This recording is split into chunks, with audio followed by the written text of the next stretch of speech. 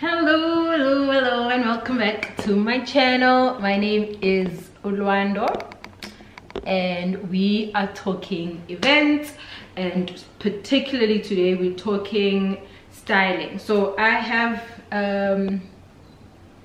notes down. So somebody asked me in the comment section a few weeks ago of how do I go about planning my birthday party, and at the top of my head I was like, yo, like there's so much that goes into it.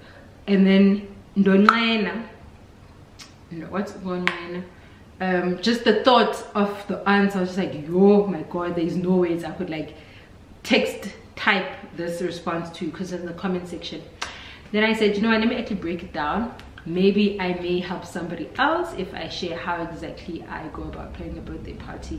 Now, these are just a few pointers. Some I do go deeper than others, but this is just a gist of if I had to get a birthday party, what are the things that I put first over others. Right? I want to know is the theme. I always ask, what is the theme? I'll even ask, what is the theme, before I even quote, because sometimes we have themes that are more expensive to execute than others. So always ask for the theme. I want to know how old is the child, and whether it's a girl or it's a boy. So they usually tell you up front about the child is a girl or a boy, and then I always make sure what is the age of the child. Then depending on the child's age, that's when I'm able to kind of dissect whether how deep I can go into the theme, or how strong I should make the color palettes, because I always want to make something that's age appropriate, that the children of that age will understand. If you also notice my kids parties, I'm really trying to play a lot on color theme. And then I asked for the budget. Often than not, clients don't want to tell us the budget. I don't know why clients like to do this, because guys, it would make everybody's life so easy if you could tell me what the budget is. But anyways, usually they don't tell me the budget, but we're talking now with regards to clients who have now booked and paid, correct? Payment is done. I start with the theme. First thing is to research the theme. More often than not, especially lately, I'm getting themes that are very interesting, and or if I am getting a theme I've done before, I'm going above and beyond to make sure I represent or recreate the theme in a different way. So I'm moving away from however it was done before, or however I did it before, and this time I want to do it differently. I will go as far as watching the cartoon if I have no idea what the cartoon is about. If it's a movie, I'll find it. Not watch the whole thing, but watch just enough to understand the gist. I will Google it, I will Wikipedia it. I want to know what is what is it about the movie, like what's the message, because every cartoon, every movie, there's always a message. And if there's a song, I always look up the song. I want to know what the song is saying, so I understand, you know, everything about it. Because the number one mistake that I found I was doing previously was just getting a theme, example Barbie, and then I instinctively just want to run with pink and gold. But I forget that Barbie has a bit of purple. Barbie, there's not just a blonde Barbie, there's a black Barbie, you know. Barbie has a car. There's Barbie Princess, there's Barbie and is it Ken? There's Barbie at the beach, there's Barbie the working class girl. Like there's so many types of things that you could go into a theme if you take the time to study it. If there's a book, I read it. From there I will go onto my social networks. I have people that I follow that I really like, love their work.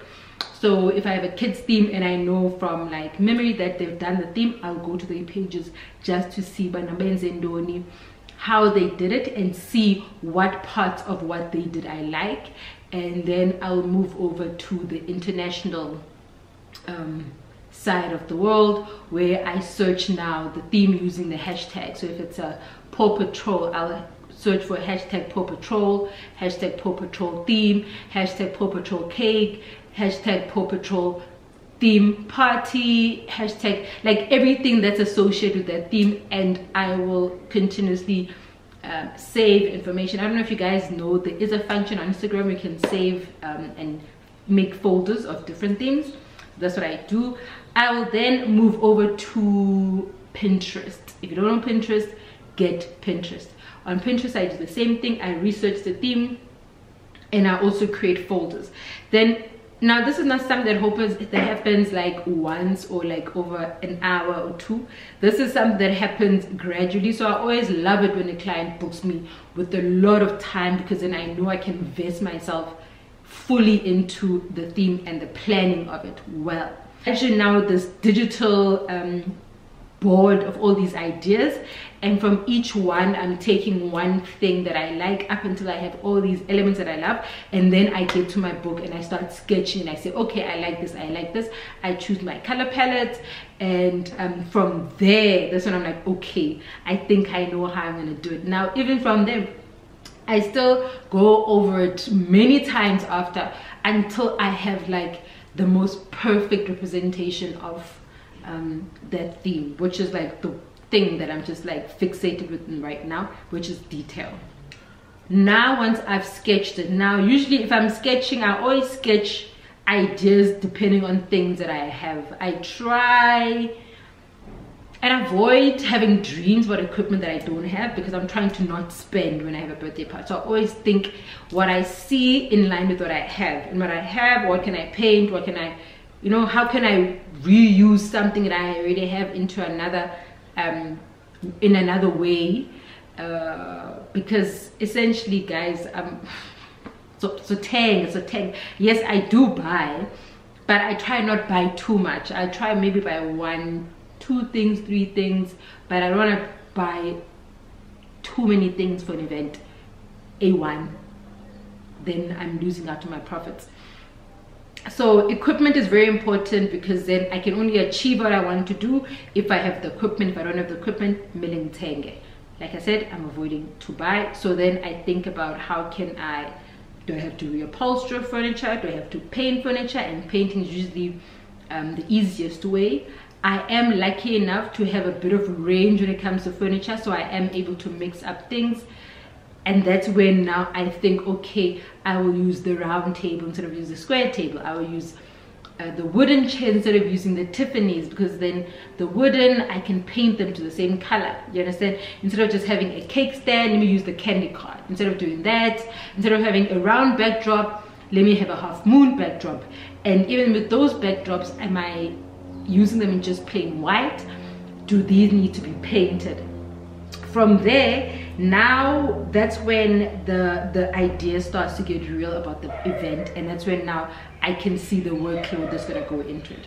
Workload is, how much running around do I have? Is there equipment that needs to be washed, painted, prepped for this event? And towards the event, how much labor do I foresee that I will need? Because if I'm taking like 5 backdrops, I'm taking 20 chairs, I'm taking like half my house, I'm gonna need a lot of people to help me. That's when then I start to also plan, okay, from my staff, from my personnel, who would be the best fit for this event, who's available, who can come through. And that's when I start planning. So once everything is confirmed, I text the people that I know I want to work with for that weekend. First person is always the driver, make sure he's available. And then I start now the running arounds, and I start doing the errands, and I start buying things in line with what I drew. Everything's always in line. Sometimes I'll even crop pictures, color schemes, when if I have to paint and I go to Builder's Warehouse, I'm like, please mix me this exact shade of purple or pink or lilac. For the Frozen party, I was so particular with the colors. I even asked the mom, I sent her pictures, inspo pictures, and I said, please, can you ask the lady who's baking your cake to please just do something, when whatever she bakes, I don't mind, she can bake whatever she wants to bake creatively. She can do what she feels or what she wants, but on the color scheme, to make sure everything gels together, please can we use this color palette. And she was so cool and she understood it, and I assured on the day she got it. I remember even the lady, the chef, I didn't know who baked the cake. I literally saw her on Instagram because I saw a post of a cake and I was like, wait a minute, that's my work. And I scrolled back up and then I realized she had posted pictures of the cake that were probably sent to her by her mom because she wasn't there when we placed the cake. And obviously I texted under the photo, I was like, oh dude, Mogal, stunner of a cake you made. And then I made a mental note to make sure I follow her and I tag her, which is what I did when I then posted my professional pictures. I tagged her, and hopefully that's probably a nice relationship that can start from there, because you guys, her cakes smelled and they looked divine. Anyways, so that will then fall under team logistics. Again, at this moment in time, nothing is fixed, so I'm still making tweaks.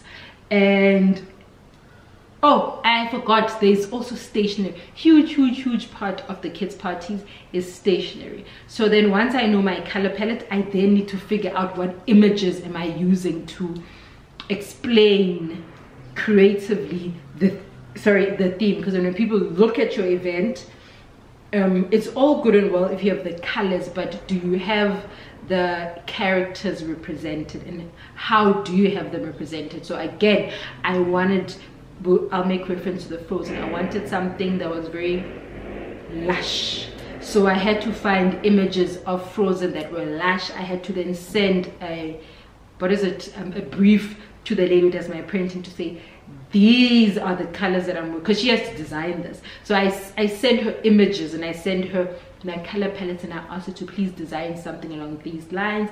I do get specific with regards to like the boxes. I want the 3D boxes, the one with the shimmer stuff in the middle, in the center, but on the outside, that's when then she designs something that's, you know, la-di-da. Then you think centerpieces. I already went overboard on the table with the Frozen, so instead of having another Frozen fixture, I just settled with fresh flowers. Was an easy fix. And what else? Sometimes there is also artwork that comes into an event that I'm doing. So if we reference back to the Paw Patrol, that backdrop had that design, and then I had 3D props, the cartoon that was printed out next to the cake stand, and then there was a Paw Patrol badge that was on the neck, and then the full backdrop was a sticker, a vinyl sticker. Now again, those things are suggestions, briefs that I need to send to the designer, whether it's a baby shower, whatever it is. I always have to make sure I give a brief that is so detailed that the person at the end gets it. Obviously they do send me options and designs and I'm able to say, no, that's not really what I'm looking for, tone this down, remove that, add that, until I find the perfect thing. But it's always, I find easiest when I depending on I have a few I have a graphic designer and then I have a printer. My printer has a graphic designer, but depending on the event, I'll either have my graphic designer design something for me and then I send it to my printer who prints, and then sometimes I can find images like the Paw Patrol. I didn't need I needed the design, my graphic designer to only design the welcome board for me and the invitation. Then I sent the welcome board to my printer to print, and then I asked the printer's graphic designer to then print for me the stickers and the props for Paw Patrol. But then those were images I sent him because I wanted specific images. I wanted specific sizes. I wanted specific motions and like movement from them. So to make sure I get what I want, I go through the effort of sending a brief and sending images and then just say, please just make this into a poster for me and then put this background. So it could be 3 pictures. I'll send 1 image, a a picture where I like the backdrop, and then I'll send wording from another picture. Then I'll say please merge those into one thing and then print for me. And that's what we did for Paw Patrol for the sticker. The very last thing then on my planning list will be the buying of the balloons. That's when I go to what's my lady, Jenny. I go to Jenny's store and I buy. So I love Jenny's store because she's always fully stocked, always has my colors. Like I never ever go there and leave empty-handed. So I believe in Jenny. That's when again I go there with my color palette, and Jenny then sends, sometimes I can send my color palette to Jenny ahead of time just to make sure if she has, because sometimes there are colors that need to be double stuffed, and I don't like double stuffing. So I always ask her to really push to get that particular color, and sometimes I have to go to one or the other store to make sure I get the exact shade. But regardless, I go to Jenny, I buy my balloons, and once at that point again the client's already booked and confirmed and paying deposit, guys. By then, everybody that I would have placed orders with and requested work from, I would have paid them and secured them so that they can start their balls rolling, while I still go over, guys, the planning and the styling is a never-ending thing. It's just because I always want to do better. My first version, my second one, my third idea, I then get to a fourth version, and then I revise, then I revise again, and I sketch, and I go back up until I feel so secure that I'm pulling off one of a kind. I don't settle for just normal. Brief as I could about how I go about the planning, but do note that this is like a process that goes on for weeks before the party, and sometimes I'm still making changes to like within days leading up to the birthday party, because I always want to do my best. But what I find is also working a lot for me is communicating my vision to the mom or the dad or whoever's booking me. Because one of the things I really try to do is make sure that my work is, I never repeat what I do, and I try to never ever replicate anybody's work, but I am inspired by the people that I look up to and the people I follow on Instagram. And the only way I can do that is if the client gives me creative freedom, because then if I don't have creative freedom, and I don't get as invested into the birthday party, I don't feel so connected. Like I don't have that need to pull off something I've never done before, because then she's like, oh guys, I cannot be doing the same thing over and over. Now as an event stylist, I want to show variety. I want to have a catalog of umsebenzi. I want people to see different styles of me executing different work so that I can attract other customers. Thank you so much for watching. I hope this is or will be helpful to you. And to the person who asked for this video, please make sure you comment and let me know that you saw it, and let me know how it helps you specifically. Let me know how it helps you pull off your next masterpiece. To 3K subscribers, guys, we're almost there. Crossing fingers, I know we're gonna get there. Thank you so much for watching. Bye bye.